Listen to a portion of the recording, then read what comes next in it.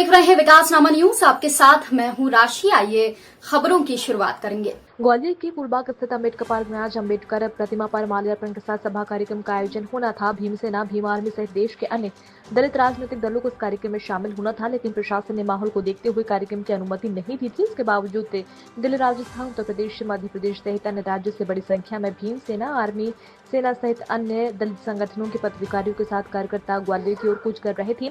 ऐसे में प्रशासन ने भीम आर्मी के राष्ट्रीय अध्यक्ष को आगरा में रोक लिया। भीमसेना के राष्ट्रीय अध्यक्ष सतपाल तनवर को ग्वालियर मुरैना बॉर्डर निरावली तिराहे पर कार्यकर्ताओं सहित रोक लिया गया। भारी संख्या में मौजूद पुलिस फोर्स द्वारा बैरिकेडिंग कर फूलबाग अम्बेडकर पार्क की ओर जाने वाले सभी लोगों को रोक लिया गया। ऐसे में भीमसेना के राष्ट्रीय अध्यक्ष सतपाल तनवर ने प्रशासन को वही ज्ञापन सौंपा। भीम आर्मी ने राष्ट्रपति, प्रधानमंत्री, राज्यपाल और प्रदेश के मुख्यमंत्री के नाम ज्ञापन देकर हाईकोर्ट परिसर में जल्द मूर्ति लगाने की मांग की है। वहीं भीमसेना द्वारा दिए गए ज्ञापन के जरिए ऐलान किया गया कि आगामी 29 जून को ग्वालियर में फूलबाग मैदान पर सुबह 10 बजे से शाम 5 बजे तक भीमराव अग्निपथ महारैली का आयोजन किया जाएगा।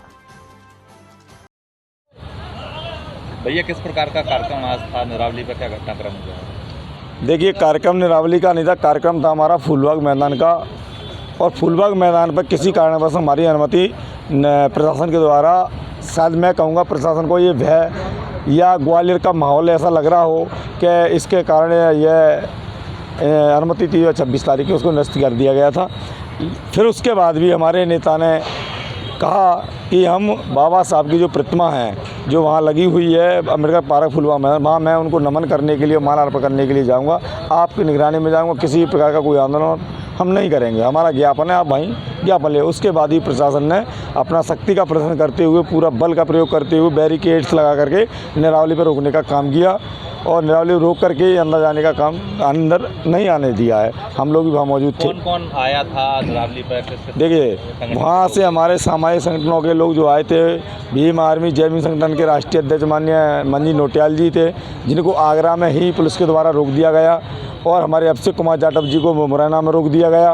और अभिषेक हमारे नवाब सतपाल तंवर जो भीमसेना के राष्ट्रीय अध्यक्ष हैं, वो हमारे साथ में क्योंकि कल ही आ गए थे, इसलिए पुलिस को चकमा दे करके किसी कारणवश हम उनको लेकर के यहाँ तक ग्वालियर ला रहे थे, लेकिन पुलिस ने वहाँ पर रोक दिया गया और वहीं हमारा ज्ञापन ले लिया गया है।